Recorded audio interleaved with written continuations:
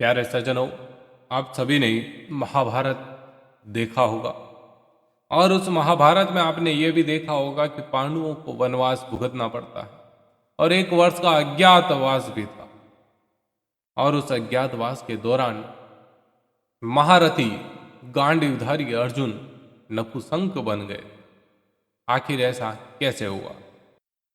अर्जुन ने आखिर ऐसा क्या कर दिया था कि उसे नपुंसक होने का श्राप मिला?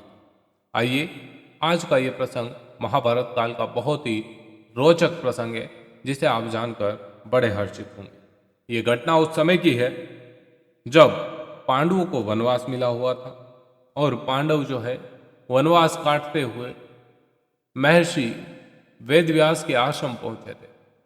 और पांडवों ने मंत्रणा करी थी वेदव्यास जी से कि कैसे भी करके हम अपना इंद्रप्रस्थ कैसे वापस ले सकते हैं। तभी वेदव्यास जी तो दिव्य दृष्टि थे, त्रिकालदर्शी थे, और उन्होंने कहा कि तुम्हें तप करना पड़ेगा और इस तप के बदौलत तुम्हें दिव्य अस्त्र प्राप्त होंगे और इन्हीं दिव्य अस्त्रों से तुम्हें तुम्हारा राज्य वापस मिलेगा। गुरु के कहे कथनों अनुसार सभी भाइयों ने अपना तप शुरू किया। उन्हीं में से गांडीवधारी अर्जुन ने भी अपना तप किया। गांडीवधारी अर्जुन ने जब तप किया तो सारे दिव्यास्त्र उनको मिले और उन्हीं दिव्यास्त्रों में अनेक देवताओं ने उनको अलग अलग अस्त्र दिए और उन्हीं अस्त्रों में देने के लिए स्वर्ग के राजा इंद्र वहां पर आए थे। राजा इंद्र जो थे देवताओं के राजा, उन्होंने अर्जुन को अलौकिक अस्त्र दिए और जब वापस अपने लोक जा रहे थे उस समय कहा था कि हे अर्जुन, अभी तुम्हें देवताओं के अनेक कार्य संपन्न करने हैं, इसलिए तुमको लेने मेरा सारथी आएगा। इसलिए अर्जुन उसी वन में रहकर प्रतीक्षा कर रहे थे कि इंद्र के द्वारा कहा गया कार्य हमें करना है। कुछ समय ऐसे ही गुजरा और उसके बाद इंद्र का सारथी अर्जुन के पास पहुंचा और अर्जुन को विमान में बिठाकर कहाँ ले गया? अमरावती नगरी। इंद्र के पास पहुंचकर सर्वप्रथम अर्जुन ने इंद्र को नमन किया और उसके बाद वहां पर जो भी देवतागण उपस्थित है उनको नमन किया, देवराज इंद्र का आशीर्वाद लिया और बाद में आसन ग्रहण किया।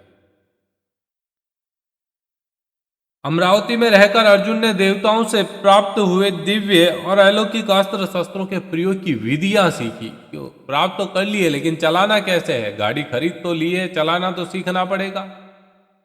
तो चलाना कैसा है ये सीखा स्वर्ग में अमरावती में जाकर। एक दिन इंद्र अर्जुन से बोले, वत्स सुनो,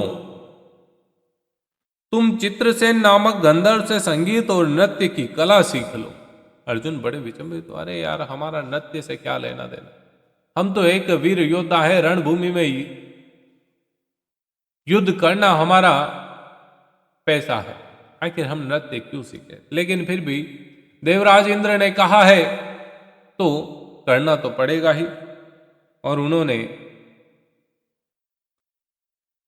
चित्रसेन के पास जाकर नृत्य सीखना और संगीत सीखना शुरू किया। कुछ समय में इंद्र के आदेशानुसार जो आज्ञा का पालन हो रहा था उसमें अर्जुन निपुण हो गए संगीत और नृत्य में। मित्रों, एक दिन की बात है जब चित्रसेन अर्जुन को संगीत और नृत्य की शिक्षा दे रहे थे, तभी वहां पर इंद्र की अप्सरा उर्वशी आ गई और वह अर्जुन के सौंदर्य पर मोहित हो गई। अवसर पाकर उर्वशी ने अर्जुन से कहा, हे अर्जुन, हे गांडीवधारी, आपको देखकर मेरी काम वासना जागृत हो गई है, अतः आप कृपा करके मुझे कृतार्थ करें, मुझसे विवाह कर लें और मेरी काम वासना को शांत कर लें।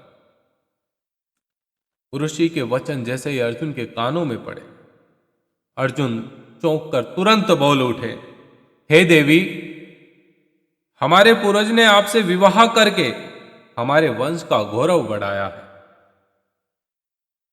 अतः आप पुरुवंश की जननी होने के नाते हमारी माता तुल्य है। देवी, मैं आपको प्रणाम करता हूं।